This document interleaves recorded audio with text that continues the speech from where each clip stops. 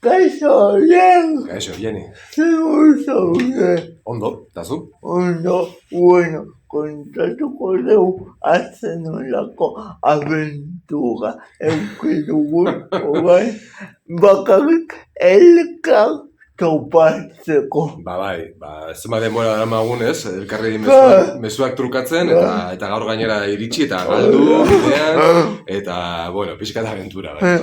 Azukenean hemen gaude eta hori da garrantzitsu. Bai, kostan zaigu, baina mentxe gaude, bai. Horiek donostikoa, idazlea, antzekigilea, zedatu lehenengo zenere entzunta daukat horretako talde batean egon zinela. Orduan, nola jaiotzen da horiek ginean artearen munduan? Zaila da jakiten.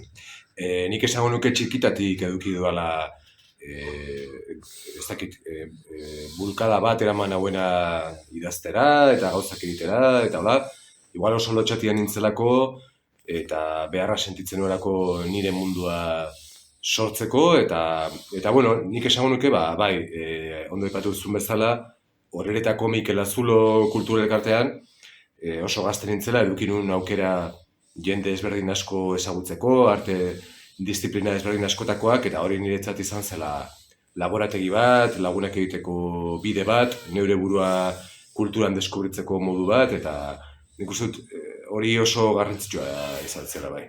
Nola gogoratzen dituzu garaiaiek? Maitasun handiz. Bai. Esan bezala, bazelako garai bat esperimentatzeko, probatzeko, akatsak egiteko, hanka sartzeko, ez dakit, mila saltxatan sartzeko eta gaizki egiteko, eta hori permititzea zure buruari gauza ederra da ez. Ona da. Bai. Liburuak idatzen dituzu, poesia, eleberria, antzekia ere. Galdera bat daukaten, antzekia idaztea zaila da. Ez, niri egia esan, gero eta gehiago kostatzen zaite ezberdintzea, zer den poesia, zer den antzerkia, zer den narrazioa uste dut, funtsean istorioak direla, eta idaztera iztenean ez dakit inoiz ze forma hartuko duen, eta inkluso narrazioa idatzi duan gutxitan, ausarkeria handiz, uste dut gehiago egon dela teatrotik gertu, narrazioaren kanon tipikotik baino, ez? Eta gustura nagor, ez jakiten nun nagoen, baina konkretuki antzerkia, nik uste dut oso lotuta dagoela egiteari. Orduan, ez da zaila, baldin eta benetan antzerkia egiten baduzu. Barruan sartuta baldin bazaude eta taldean lan egiten eta gauzak probatzen, hitzak ateratzen dira. Segurazki jarriko banintz antzerkia idaztean nire etxean itxita egin izan dudala, baina, orduan zailago egingo litzaidake, baina taldean ez. Poesia. Eske, zubakizu zenbait balko gotzen dituzen zure poesekin. Ez dakit, baina azkenean malkoetan ni jarriko nauzu. Ez dakit, baina, hala izan bali bada, asko posten naiz. Batez ere elkartasuk bazaikia. Zek egamen duen hori idaztea. Elkartasun basatia izan zen duela 10 urteko liburu bat, eta oso gauza anitza daude, aspaldi da ez dudala berriro irakurri, baina esango nuke momentuko bizipenak, eta oso liburu teatrala zen hura ere, eta esango nuke, momentu bizipenak saiatu nintzela, poesian, teatroarekin lotura zuen testu mota batzuetara eramaten, baina nik uste poesia askotan oso lotuta dagoela momentuan zarenari, ez? eta kasu beste poesia liburu bat erantzita, eta goatzen zenbua. Bai, horren aurretik, Susarekin ere eskuen sustraiak plazaratu nuen, izan zera nire lehenengo liburua argitaletxe batekin, lehiaketetatik kanpo, eta bai, akordu bereziak atarekin, eta, bueno, elkartasun basat ere igual niago sentitu nintzen, edo momentuarekin konektatuagoa, eta, bueno, orain aspaldiko partez berriro ari naiz poesia idazten, eta bidea egiten duen. Agita galtzen bada gustua irakurriko ez. Hala den, eta hala suertatzen zaizun. Gainera, Susakoak zogagarriak dira. Leire, Josu eta, bai. Bai, egia esan niretzat akoratzen naiz Susarekin lehenengo poesia liburua argitaratzea amets bat betetzea izan zen, lehenoztikan, ni gazteago nintzela irakurtzen ditulako Susako liburuak, niretzat erreferentziala ziren, bertan argitaratzen zuten egileak, eta niretzat hor publikatzea gauza berezita handia izan zen, ez? Eta orduz geroztik zortea eduki dut, eta ezagutu ditut, eta haiekin lan egiteko aukera ere izan dut, liburuak publikatzeaz aparte, eta bai, familia ederra dira. Zer da VHS?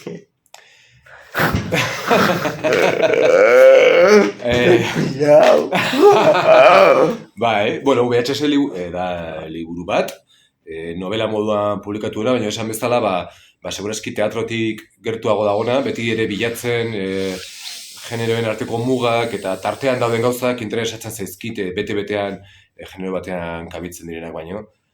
Eta VHS hori izan zen, pixkat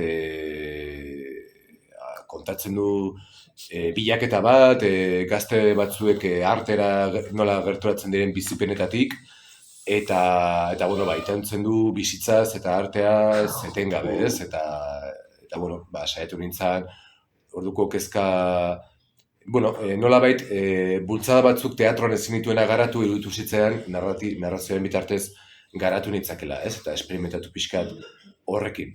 Eta horixe egin nuen, eta hortxe gabiltza beti, gure burua komplikatzen. Liburuaz aparte ze ikasi zenun zu? Ni kasetaritza. Zu ari zara, filosofia... Antropologia. Lehenengo urtean batea gaude filosofia eta antropologia, baina antropologia. Ni egia esan gaurko hezkuntza sistema guztiz galduta daukat. Berez galdu inez fizikoki honera etortzen.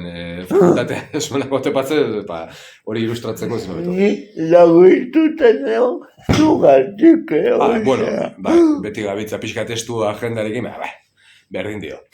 Zergatik kasetaritza hori?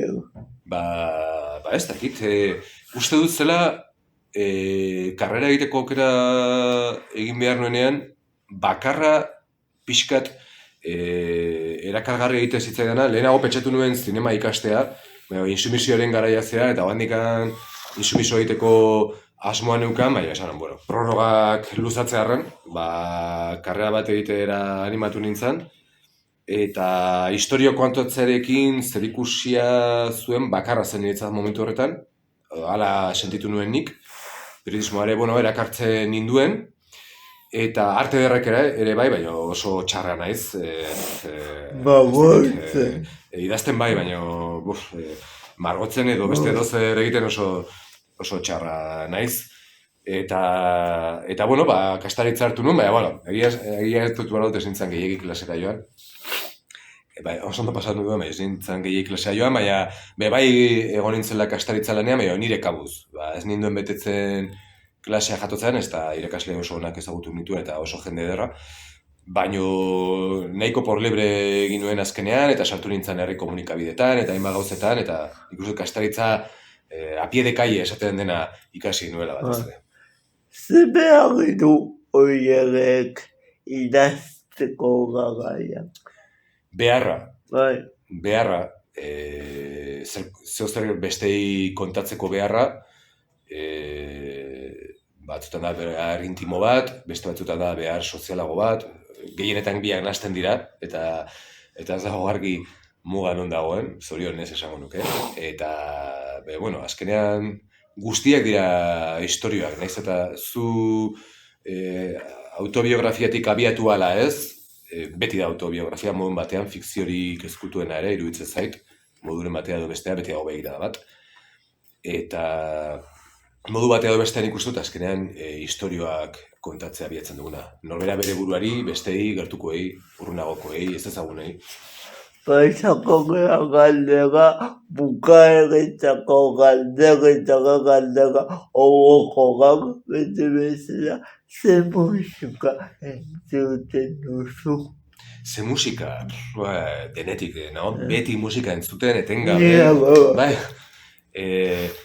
dakat musika bat sukaldatzera naizelako, ezakit mugitzen naizeneako, autoan noaneako, laneako, berotzeko, deneako beti musikaren bat bilatzen dut. Eta ordan oso musika ezberdina entzuten dut. Azkenaldian, Euskal Herritik Anonime Popular, hain ez entzuten. Eta hortikan, azkenaldian The National eta Big Dive, ez dakit oso ondo oskatzen den, asko nekatzen ez naizen talde batzu dira, zu? Ze musika entzuten dut? Eman ideiak, kopiatzeko? Oso tradizionala izango na, euskal musika. Nirekat agazo bat, eta hau psikologo batek aztertu behar zekatina de lokos.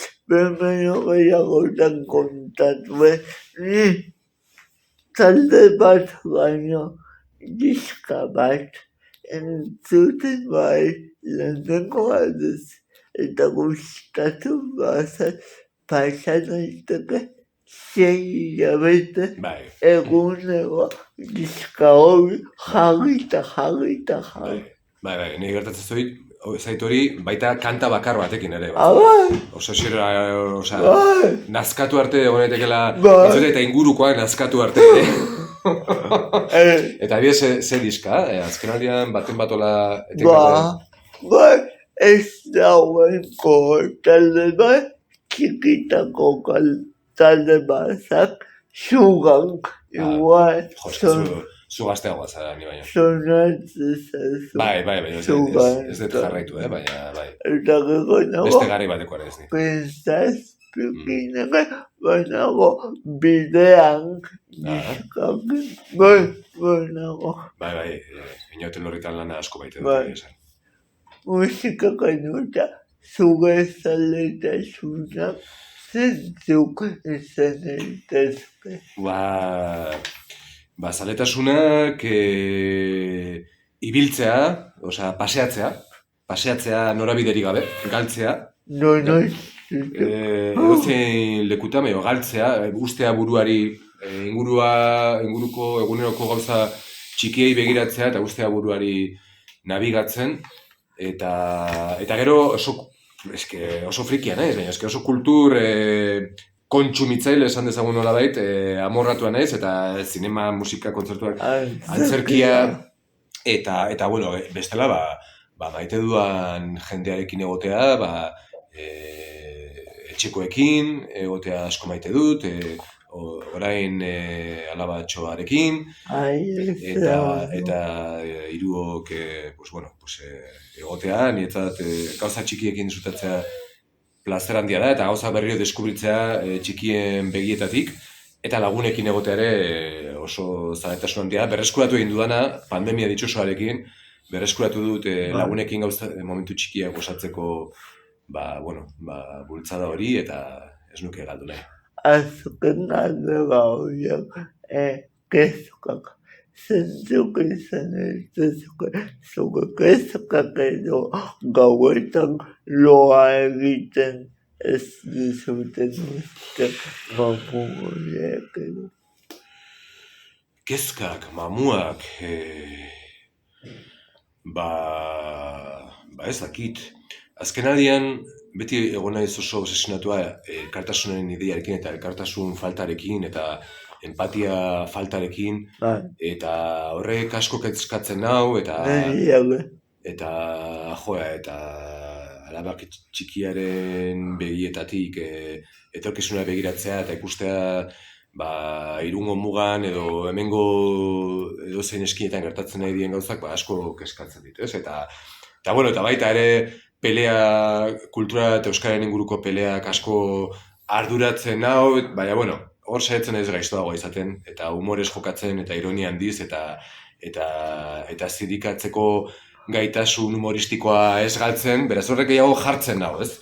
Baina jartzen nau leku batean eta akzio batean. Baina, empatia falta, elkartasun falta, gauza, sare sozialetatik Irungo mugaraino asko kezkatzen hauen gauza bat, baina baita aktibatzen hauena, uste dute, kezkak aktibatzeko izan behar liratekela. Batzuk esan duzu, zuk ere sentitzen duzula horrelako zerbait. Empatia falta, baina nik uste generazio kontua dela. Beste generazio bat jaiotzen nahi dela esan ezakeko. Eta nagusiak egiten nahi gehan enean gaizki iruditzen zaigu gu baino gazteagoak egiten dutena. Eta beraien zatekoa normalena da.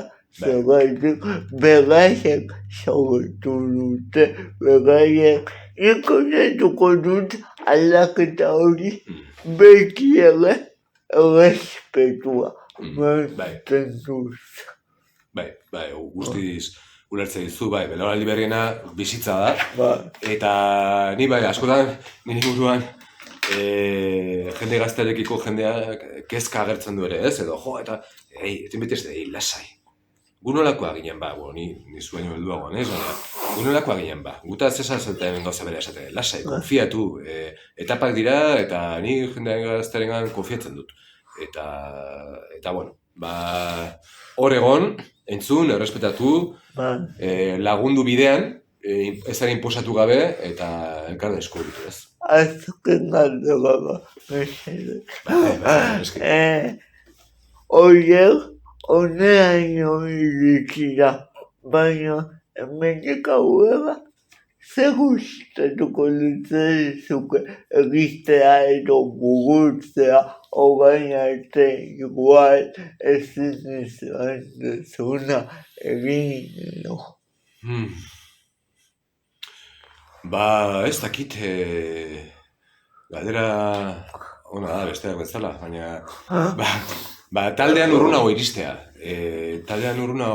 Urrunago zer den, barrurago ezin, porque uste dut gauza oso ederrak eta bizi izan ditua da taldean, gustatuko litzaiake benetan taldeak modu esanetan ulertuta lortuko bagenu eragitea gehiago politikariengan, kulturan agintea duten politikariengan, benetan egun dagoen kudeaketa sistema desastroso honetan modu eraginkorra batean eragiten asmatzea eta zergatik ez, beti egin naiz esploratzen mugak, gure buruari jartzen dizkigun mugak nola difuminatu, ez dakit apurtu, baina lausotu.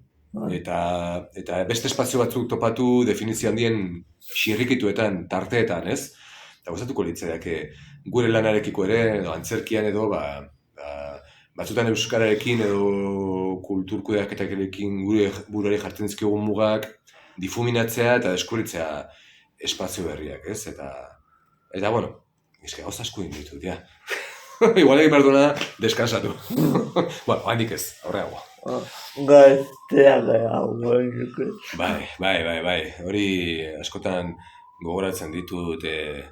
Arima urteetan aurrera egin ala arren, arima gaztea eduki duen jende asko ezagutu dut ni baino helduagoa, niretzat inspirazio iturri denak, eta askotan akoratzen naiz beraiekin.